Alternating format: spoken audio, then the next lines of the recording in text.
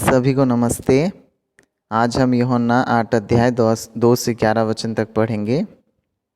भोर को वो फिर मंदिर में आया, सब लोग उसके पास आए और वह बैठकर उन्हें उपदेश देने लगा। तब शास्त्री और फरीसी एक स्त्री को लाए जो व्यभिचार में पकड़ी गई थी, और उसको बीच में खड़ा करके यीशु से कहा, हे गुरु, यह स्त्री व्यभिचार करते पकड़ी गई है। व्यवस्था में मूसा ने हमें आज्ञा दी है कि ऐसी स्त्रियों पर पथराव करें, अतः तू स्त्री के विषय में क्या कहता है? उन्होंने उसको परखने के लिए यह बात कही ताकि उस पर दोष लगाने के लिए कोई बात पाएं। परंतु यीशु झुककर उंगली से भूमि पर लिखने लगा। तब वे उससे पूछते ही रहे तो उसने सीधे होकर उनसे कहा, तुम में जो निष्पाप हो वही पहले उसको पत्थर मारे। और फिर झुककर भूमि पर उंगली से लिखने लगा। परंतु वे यह सुनकर बड़ों से लेकर छोटों तक एक एक करके निकल गए, और यीशु अकेला रह गया और स्त्री वहीं बीच में खड़ी रह गई। यीशु ने सीधे होकर उससे कहा, हे नारी, वे कहाँ गए? क्या किसी ने तुझ पर दंड की आज्ञा न दी? उसने कहा, हे प्रभु, किसी ने नहीं। यीशु ने कहा, मैं भी तुझ पर दंड की आज्ञा नहीं देता, जा और फिर पाप न करना। तो दोस्तों, आज हमारा जो टॉपिक है वो है व्यवस्था। व्यवस्था के बारे में मैं बाइबल से आपको बताना चाहता हूँ। तो इस जगह में हम जब देखते हैं यूहन्ना 8 अध्याय में एक व्यभिचारिणी स्त्री पाई जाती है जो कि व्यवस्था से, मूसा की व्यवस्था से पकड़ी जाती है। शास्त्री फरीसी ने ये व्यभिचारिणी स्त्री को पकड़ करके यीशु के पास ले करके आए, और यीशु से आकर के वे लोग सवाल कर रहे हैं, हे गुरु, ये स्त्री व्यभिचार करते पकड़ी गई है। ऐसी स्त्रियों को मूसा की व्यवस्था में हमें ऐसी स्त्रियों को पथरवा करने के लिए आज्ञा दी है। तो अतः आप इस स्त्री के विषय में क्या कहते हैं? आप यदि यूहन्ना 8 अध्याय का 5 वचन देखेंगे तो बहुत स्पष्ट रीति से व्यवस्था के बारे में यहाँ बताया गया है। तो वो लोग क्या पूछते हैं, व्यवस्था में मूसा ने हमें आज्ञा दी है कि ऐसी स्त्रियों पर पथराव करें, अतः तू स्त्री के विषय में क्या कहता है? तो दोस्तों, हम यहाँ स्पष्ट रीति से देख सकते हैं कि शास्त्री फरीसियों ने ये व्यभिचारिणी को, स्त्री को पकड़ा जैसे लगता है, लेकिन असलियत में उसे कौन पकड़ा था? सही है, व्यवस्था ने पकड़ा था। मूसा का जो व्यवस्था जो सीनै पहाड़ में दिया गया था मूसा को, तो उस व्यवस्था ने इसे दोषी ठहराया। क्या कह के दोषी ठहराया? इसे पथराव किया जाए। तो मूसा का जो व्यवस्था था दोस्तों, तो वो कब आया था? आप अगर बाइबल में देखेंगे पुराना नियम निर्गमन 19 अध्याय में हम पा सकते हैं। तो परमेश्वर पहले व्यवस्था को देने से पहले मूसा को सीनै पहाड़ में बुलाए थे। तो परमेश्वर पहले शर्त रखे थे इस्राएलियों को कि आप व्यवस्था मान सकते हैं या नहीं। तो उन्होंने परमेश्वर को बहुत घमंडी तौर से मतलब जवाब दिया था, हाँ प्रभु, आप जो हमें व्यवस्था देंगे हम उसे मानेंगे और नित्य पालन करेंगे, ऐसा कह के सब लोग वहाँ पर ईश्वर को कह रहे हैं। तो ईश्वर, वो जो उनका मन में जो घमंडीपन था, ईश्वर से ना सुनने का मन था, तो शैतान से, जैसे कि हम लोग पिछले बार सुने थे, जब इंसान भले बुरे का पेड़ का फल खाया, उसी वक्त से वो परमेश्वर से अलग हो गया। उसके मन में शैतान प्रवेश किया, जिसके वजह से कि जैसा शैतान परमेश्वर का वचन नहीं सुन सकता, उसी प्रकार मनुष्य भी आज परमेश्वर का आज्ञा वचन को सुन नहीं सकता। इसलिए परमेश्वर आज्ञा को क्यों दिए? जैसे कि उनका मन में जो घमंडी मन था, जैसे कि हम लोग कर सकेंगे, हम सारी आज्ञा को पालन कर लेंगे, ऐसा जो मन था उसे तोड़ने के लिए दिए।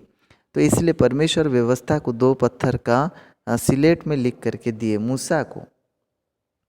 जैसे कि आप यहाँ देख सकते हैं, मूसा को परमेश्वर 2 पत्थर का सिलेट में लिख करके दिए।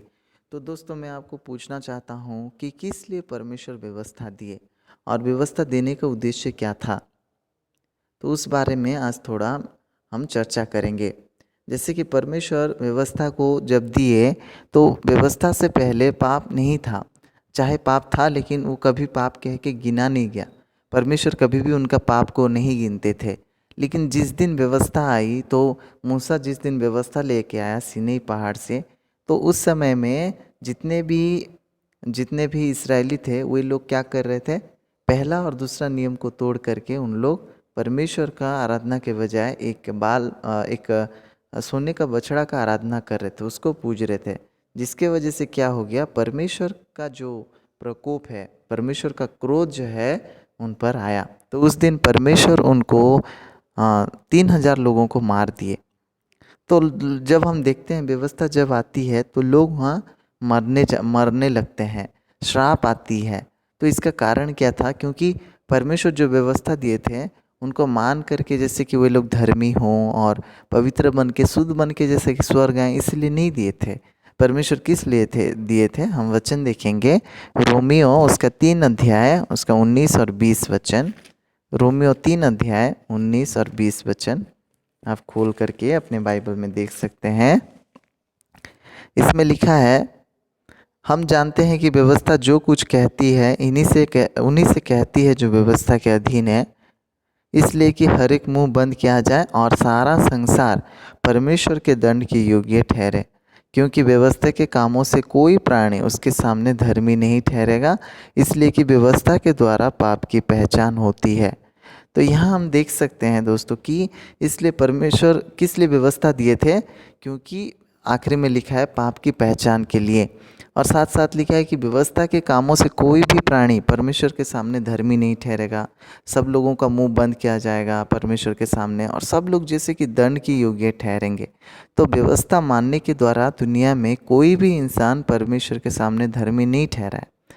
तो इजरायली जिनको कि परमेश्वर 10 आज्ञा दिए थे, तो वे लोग भी ये व्यवस्था को, नियम को तोड़ चुके थे। तो इसीलिए व्यवस्था को मान करके स्वर्ग जाना यह असंभव है, या व्यवस्था मान करके धर्मी बनना भी यह असंभव है। हम अगर व्यवस्था पर भरोसा रखते हैं तो बाइबल हमें क्या कहती है, आप अगर पढ़ेंगे गलातियों 3 अध्याय का 10 वचन, गलातियों 3 अध्याय का 10 वचन में ये बात लिखी हुई है, इसलिए कि जितने लोग व्यवस्था के कामों पर भरोसा रखते हैं वे सब शाप के अधीन हैं, क्योंकि लिखा है, जो कोई व्यवस्था की पुस्तक में लिखी हुई सब बातों के करने में स्थिर नहीं रहता वह शापित है। तो यहाँ बहुत स्पष्ट रीति से लिखा हुआ है कि जो कोई व्यवस्था के कामों पर भरोसा रखता है वे सब क्या है, श्राप के अधीन है, और उनमें से कोई भी इंसान आशीषित नहीं है, सब लोग श्रापित हैं कह के बाइबल कहता है। क्यों? क्योंकि कोई भी इंसान नहीं है जो कि व्यवस्था को 100% 100% माना हो। इसीलिए हम लोग एक इंसान है, हमेशा हम लोग पाप ना करने का कोशिश करते हैं, नियम को पालन करने का कोशिश करते हैं, लेकिन क्या हम लोग मान पाते हैं क्या? नहीं मान पाते। हमसे व्यवस्था टूट जाती है और हम लोग व्यवस्था को मानने के लिए नाकामयाब होते हैं। इसलिए हम लोग का मन में दोषी आता है, हम लोग का मन में निराशा आता है, हाँ मेरा आत्मिक जीवन क्यों नहीं बढ़ रहा है, मैं तो चाहे बाइबल पढ़ना चाह रहा हूँ, मैं बाइबल नहीं पढ़ पा रहा हूँ, मैं अच्छा आत्मिक जीवन जीना चाह रहा हूँ, नहीं जी सक रहा हूँ, मैं तो चोरी नहीं करना चाहता हूँ, मैं तो झूठ नहीं बोलना चाहता हूँ, मैं विचार करना नहीं चाहता हूँ, क्यों मुझसे होता है, मैं तो माता पिता का आदर करना चाहता हूँ, लेकिन मैं क्यों उनका बात नहीं सुनता हूँ, क्यों मैं उन्हें झूठ बोलता हूँ, क्यों मैं चोरी करता हूँ। तो इस प्रकार बहुत सारा हमारा मन में दोषी का मन आता है। क्यों आता है आपको पता है? क्योंकि हम व्यवस्था को मान करके, अच्छा काम करके हम लोग स्वर्ग जाना चाहते हैं, आशीर्वाद पाना चाहते हैं। तो इसीलिए ये जो व्यवस्था मानने का रास्ता जो है, ये कभी भी हम लोगों को अनुग्रह का रास्ता में नहीं ले जा सकता, या यीशु को मिलने के लिए नहीं ले जा सकता। ये शैतान का एक बहकावा है। जैसे कि हम लोग अपना काम से जैसा फंस करके व्यवस्था को मानते मानते हम लोग जैसे कि हम लोग का जीवन को ख़त्म कर लें, और बिना पाप क्षमा पाए, बिना अनुग्रह पाए जैसे कि हम लोग मर जाएं और नर्क जाएं। ये शैतान का प्लान है। आप अगर देख सकते हैं गलातियों 5 का 4 वचन, तो आप जान सकते हैं। गलातियों 5 अध्याय का 4 वचन में लिखा है, तुम जो व्यवस्था के द्वारा धर्मी ठहरना चाहते हो मसीह से अलग और अनुग्रह से गिर गए हो। तो इसमें दोस्तों आप क्या समझ पा रहे हैं कि तुम जो व्यवस्था के धर्मी ठहराना चाहते हो लिखा है, वो सब क्या हो गए हैं? मसीह से अलग और अनुग्रह से गिर गए हैं। इसका मतलब अनुग्रह का जो रास्ता है और जो व्यवस्था का रास्ता है वो ज़मीन और आसमान है। मतलब हम व्यवस्था को मानने के द्वारा कोई भी अनुग्रह नहीं पा सकते। स्वर्ग जाने का एक ही रास्ता है, वो है अनुग्रह और दया। इसके द्वारा हम लोग सिर्फ स्वर्ग जा सकते हैं, लेकिन उसको छोड़ अगर हम लोग व्यवस्था पर भरोसा रखते हैं तो हम लोग कभी भी स्वर्ग नहीं जा सकते, हम लोग कभी भी मसीह से मिल नहीं सकते। तो मैं भी बचपन से, चाहे मैं चर्च गया था, लेकिन मैं व्यवस्था से पकड़ाया गया था, 10 आज्ञा से पकड़ाया गया था। जो मुझे शिक्षा देते थे वो हमेशा कहते कि तुझे 10 आज्ञा मानना है, तुझे व्यवस्था मानना है, तुझे अच्छा निर्णय लेना है, पाप नहीं करने का कोशिश करना है। लेकिन चाहे मैं कोशिश करता, लेकिन फिर भी मैं झूठ बोलता, फिर भी मैं वहाँ बेविचार का मन रखता, फिर भी वहाँ मैं घमंडी मन रखता, पिता माता का आदर नहीं कर पाता, तो मेरे मन में दोषी का मन आ जाता। तो इसीलिए मैं बहुत कोशिश कर रहा था, लेकिन इससे कभी छुटकारा नहीं पा रहा था। तो मैं सच्चाई को नहीं जानता था कि परमेश्वर किस लिए व्यवस्था को दिए थे। जैसे कि हम अभी कुछ देर पहले पढ़े, रोमियो 3 अध्याय के 20 वचन में लिखा है कि व्यवस्था को क्यों दिया गया था, जैसे कि पाप का पहचान करवाने के लिए। तो दोस्तों, अगर हम व्यवस्था मान भी लें तो बाइबल कहता है कि हम लोग धर्मी नहीं हो सकते, क्योंकि आपको अगर व्यवस्था मानना है तो किस किस प्रकार मानना है बाइबल का अनुसार। आप अगर पढ़ेंगे याकूब 2 अध्याय का 10 वचन, जेम्स 2 अध्याय का 10 वचन, इसमें लिखा है, क्योंकि जो कोई सारी व्यवस्था का पालन करता है परंतु एक ही बात में चूक जाए तो वो सब बातों में दोषी ठहर चुका है। तो दोस्तों, इस जगह में लिखा है कि हम चाहे सारी व्यवस्था का पालन भी कर लें, लेकिन एक बात में अगर हम चूक जाते हैं तो हम लोग दोषी ठहर चुके हैं। तो जन्म से हम लोग एक इंसान है जो कि पाप का बीज से पैदा हुए। हम लोग पाप करते हैं इसलिए पापी बने, ऐसा नहीं है। शुरुआत से ही आदम हवा जिस दिन फल खाए उसी वक्त हम सारे लोग, इस दुनिया के सारे लोग हम पापी बन गए। पाप का बीज हम में प्रवेश किया। जैसे कि हम पिछले बार भी देख रहे थे, तो पाप का बीज यानी शैतान हम लोग का मन में प्रवेश किया, जिसके वजह से कि हम लोग पाप का पेड़ बन गए। तो इसीलिए ना चाहते हुए भी स्वाभाविक रीति से हमें पाप का फल लगता है। तो हम चाहे जितना भी फल को तोड़ करके फेंके ना क्यों, हम लोग का आत्मिक जीवन नहीं हो सकता। तो सच्चा आत्मिक जीवन क्या है? अपने आप से लौट करके हमें वचन को देखने की ज़रूरत है, यीशु मसीह की और अनुग्रह की ओर आने की ज़रूरत है। तो व्यवस्था, जैसे कि ये व्यभिचारिणी स्त्री को पकड़ी, ये व्यभिचारिणी स्त्री देखा जाए तो व्यभिचार करते पकड़ी गई, इसलिए उसके पास छूटने का कुछ भी उपाय नहीं है। तो आज भी हमें देखना है कि हम लोग ये व्यभिचारिणी स्त्री से अलग नहीं है। मैं ये व्यभिचारिणी स्त्री से अलग नहीं है। ये व्यभिचारिणी स्त्री इस दुनिया के सारे लोगों को समझाती है, क्योंकि कोई भी इंसान सिद्ध रूप से व्यवस्था नहीं माना है। किसी का पास भी मतलब देखा जाए तो सच्चा भी मतलब व्यवस्था को माना ऐसा कोई भी नहीं है। इसीलिए हम लोग जब व्यभिचारिणी स्त्री की जगह में अपने आप को रखेंगे तो हम लोग पा सकते हैं कि हम लोग भी व्यभिचारिणी स्त्री की तरह पत्थरवा करके मार डाले जाने योग्य हैं। हम लोग को भी पत्थरवा करने लायक है। हम लोग, पाप की मजदूरी क्या है? बाइबल कहता है मृत्यु है। इसलिए वो चाहे ये शास्त्री फरीसी उसको पकड़ के लाए, लेकिन इनको पास भी पाप था। जब यीशु मसीह इनको पूछते हैं, तुम में जो निष्पाप है पहले पत्थर मारो, तो कोई क्या उनको मार सकता है कि पत्थर? कोई क्या मारा क्या उनको? नहीं मार सका। क्यों? क्योंकि उनके पास भी पाप था। तो पाप अगर है तो उनको पाप उनको कहाँ लेकर के गया? यीशु से अलग कर दिया। तो उन लोग व्यवस्था के अधीन थे, व्यवस्था पर भरोसा कर रहे थे, इसलिए उन लोग पाप क्षमा पाए भी ना यीशु से चले गए। लेकिन व्यभिचारिणी स्त्री, देखा जाए तो उसके पास कुछ भी उपाय नहीं था, इसलिए वहाँ खड़ी रही। तो दोस्तों, हम यहाँ दो प्रकार के लोग को देख सकते हैं, दो पापियों को देख सकते हैं। तो इस दुनिया में भी दो प्रकार के पापी हैं, एक व्यभिचारिणी स्त्री की तरह और एक है शास्त्री फरीसी की तरह। चाहे शास्त्री फरीसी वे लोग भी पापी थे, लेकिन उन लोग को उद्धार जरूरत नहीं था।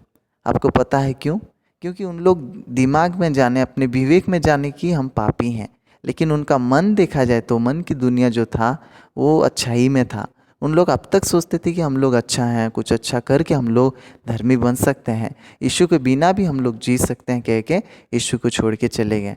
लेकिन व्यभिचारिणी स्त्री देखा जाए तो वो व्यवस्था से संपूर्ण देख सकी कि मैं एक इंसान हूँ जो कि पत्थरवा किए जाने लायक हूँ, इसलिए वहाँ से छोड़ करके वो जा नहीं सकी और वो स्त्री बीच में खड़ी रह गई।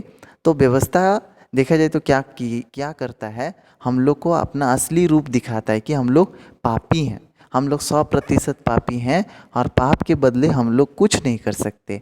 तो व्यवस्था हम लोगों को, हम लोग का मुंह बंद कराती है। जैसे कि अभी व्यभिचारिणी स्त्री व्यभिचार में जब पकड़ी गई, वो क्या कुछ बोल सकती है? क्या कुछ नहीं बोल सकती, उसका मुंह बंद हो गया। और सब लोग जब उसे पत्थरवा कर रहे हैं तो वो कुछ भी नहीं बोल सकती, क्योंकि वो पाप कर चुकी है।